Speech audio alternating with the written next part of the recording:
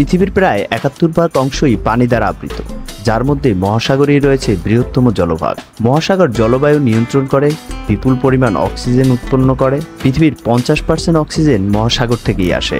মহাসাগর হচ্ছে এক বিশাল রহস্য, যেখানে অসংখ্য প্রাণীর বসবাস, অজানা গুহা, হারিয়ে যাওয়া জাহাজ ও অবিশ্বাস্য প্রাকৃতিক শক্তি লুকিয়ে আছে এখানে। বলা হয় পৃথিবীর 80% মহাসাগর এখনো অনাবিষ্কৃত। বিডি রয়ের এই পর্বে জানবো মহাসাগরকে কিভাবে ভাগ করা হয়েছে ও এদের নামকরণের পেছনের গল্পগুলো সহ খুঁটিনাটি সবকিছু।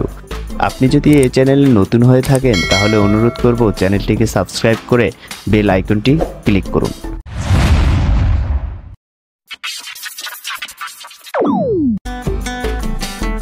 মহাসাগর শুধু জলরাশি নয়, এটি পৃথিবীর জলবায়ু, জীবনধারা এবং ভূরাজনৈতিক ইতিহাসের সঙ্গে গভীরভাবে জড়িত।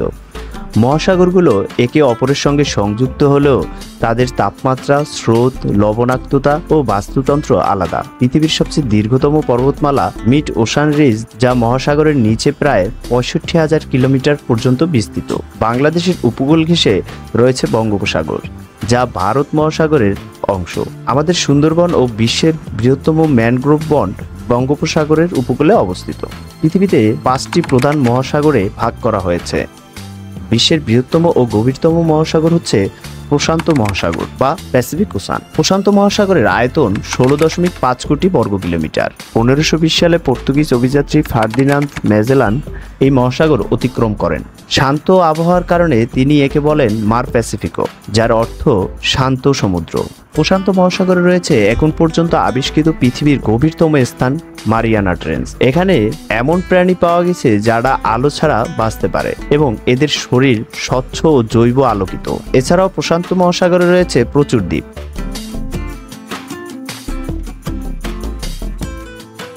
পৃথিবীর দ্বিতীয় বৃহত্তম মহাসাগর আটলান্টিক মহাসাগর। এর আয়তন 10.6 কোটি বর্গ কিলোমিটার। প্রাচীন গ্রিক পৌরাণিক কাহিনীতে অ্যাটলাস নামক এক দেবতা ছিলেন। বলা হতো তিনি আকাশ ধারণ করতেন।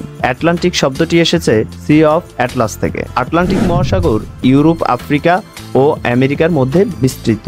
আটলান্টিক মহাসাগরে বারমুডা ট্রায়াঙ্গেল নামে রহস্যময় অঞ্চল রয়েছে, যাকে ডেভিলস ট্রায়াঙ্গেল নামেও ডাকা হয়। এটি দীর্ঘদিন ধরে জাহাজ ও বিমান অদ্ভুতভাবে নিখোঁজ হওয়ার জন্য কুখ্যাত। টাইটানিক জাহাজও এই আটলান্টিক মহাসাগরে ডুবেছিল। আটলান্টিক মহাসাগর গলফ স্ট্রিম নামের উষ্ণ সমুদ্র স্রোত জলবায়ু নিয়ন্ত্রণে ভূমিকা রাখে। পৃথিবীর তৃতীয় বৃহত্তম মহাসাগর হচ্ছে ভারত মহাসাগর। এর আয়তন 7.3 কোটি বর্গ কিলোমিটার। ইতিহাসে ভারত ছিল অন্যতম সমুদ্রপথের কেন্দ্র। ভারত উপমহাদেশের নাম অনুসারে এর নামকরণ করা হয় ইন্ডিয়ান ওশান। প্রাচীন আরব, চীনা ও ইউরোপীয় নাবিকরা এই অঞ্চলকে ওশানুস ইন্ডিকাস নামে ডাকত। এটি এশিয়া, আফ্রিকা, অস্ট্রেলিয়া ও অ্যান্টার্কটিকার মধ্যবর্তী অঞ্চলে বিস্তৃত। পৃথিবীর উষ্ণতম মহাসাগর এটি। সুন্দরবনের মতো উপকূলীয় বনাঞ্চল এখানেই অবস্থিত।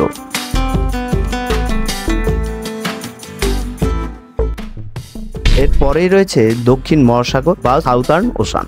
সর্বশেষ 2000 সালে ইন্টারন্যাশনাল হাইড্রোগ্রাফিক অর্গানাইজেশন কর্তৃক স্বীকৃত সর্বশেষ মহাসাগর এটি। আয়তনের দিক থেকে এটি চতুর্থ। এর আয়তন 2 কোটি বর্গ কিলোমিটার। দক্ষিণ মেরু অঞ্চল ঘিরে থাকায় একে বলা হয় সাউথার্ন ওশান বা দক্ষিণ মহাসাগর। অ্যান্টার্কটিকার চারপাশে বিস্তৃত এটি বরফে আবৃত, যেখানে পেঙ্গুইন ও সিল পাওয়া যায়, তাই একে পেঙ্গুইনদের রাজ্যও বলা হয়। প্রচণ্ড ঠান্ডা ও বরফে ঘেরা এটি।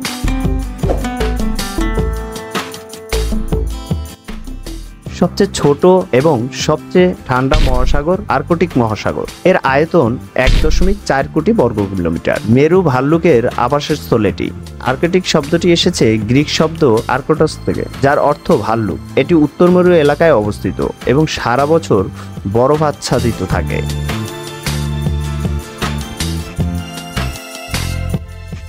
মহাসাগর বা সমুদ্রকে বিভিন্ন স্তরে বা অঞ্চলে ভাগ করা হয়, যেগুলো মূলত সূর্যের আলো প্রবেশের পরিমাণ, গভীরতা, তাপমাত্রা ও জীববৈচিত্র্যের ভিত্তিতে নির্ধারণ করা হয়েছে।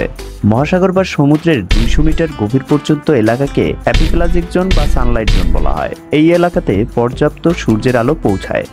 অধিকাংশ সামুদ্রিক প্রাণী, উদ্ভিদ ও মাছ এখানে পাওয়া যায়।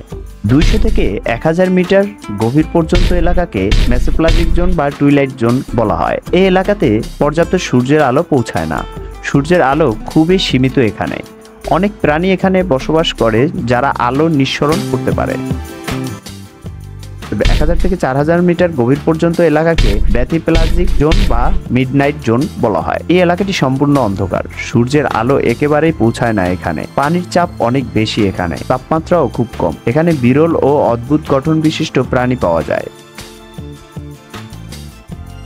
4000 থেকে 6000 মিটার গভীর পর্যন্ত এলাকাকে অ্যাবিসোপ্লাজিক জোন বা অ্যাবিসল জোন বলা হয়। এখানের পানি বরফের মতো ঠান্ডা। সামান্য কিছু প্রাণী এই চরম পরিবেশে টিকে থাকে। 6000 মিটার নিচের এলাকাকে হেডালপ্লাজিক জোন বা ট্রেঞ্জেস বলা হয়। এটি সবচেয়ে গভীর অঞ্চল। এখানে বিশেষ কিছু অভিযোজিত প্রাণী পাওয়া যায়। আমাদের প্রতি 10টি নিঃশ্বাসের 7টি আসে মহাসাগর থেকে। এখানে লক্ষ লক্ষ প্রাণীর বসবাস, যাদের অনেককেই আমরা এখনো আবিষ্কার করতে পারিনি। মহাসাগর বায়ুমণ্ডল ঠান্ডা রাখে এবং গ্রীষ্মমণ্ডলীয় অঞ্চলের গরম হাওয়া নিয়ন্ত্রণ করে ও বৃষ্টি তৈরি করে। মাছ ধরা, পর্যটন, বাণিজ্য ও জাহাজ চলার জন্য মহাসাগর গুরুত্বপূর্ণ। বিশ্বব্যাপী 90% পণ্যই সমুদ্রপথে পরিবহন করা হয়। পৃথিবীর 80% মহাসাগর আজও আবিষ্কৃত হয়নি। বারমুডা ট্রায়াঙ্গেল নিয়ে নানা রহস্যের তো শেষ নেই। এখানে রয়েছে মারিয়ানা ট্রেঞ্চের মতো গভীর স্থান। গভীর সমুদ্রে এমন প্রাণী আছে যাদের শরীরে আলো জ্বলে। প্লাস্টিক ও তেল ছড়িয়ে পড়ায় সমুদ্র দূষিত হচ্ছে। বরফ গলে সমুদ্রের উচ্চতা দিন দিন বাড়ছে এবং উপকূলীয় এলাকা প্লাবিত হচ্ছে। অতিরিক্ত মাছ ধরার কারণে সমুদ্রের জীববৈচিত্র্য হুমকির মুখে পড়ছে। সাগরের উষ্ণতা বৃদ্ধির ফলে কোরাল রিফ মারা যাচ্ছে। মহাসাগর আমাদের পৃথিবীর শ্বাস প্রশ্বাসের প্রধান অংশ। এটি শুধুমাত্র বিশাল জলরাশি নয়, বরং আমাদের পরিবেশ, খাদ্য, অর্থনীতির একটি গুরুত্বপূর্ণ স্তম্ভ। কিন্তু দূষণ ও জলবায়ু পরিবর্তনের কারণে মহাসাগর সংকটের মুখে পড়েছে। আমাদের দায়িত্ব হলো মহাসাগর সংরক্ষণ করা এবং এর পরিবেশগত ভারসাম্য রক্ষা করা। কোন মহাসাগর সম্পর্কে বিস্তারিত জানতে চান তা কমেন্ট বক্সে জানাতে পারেন।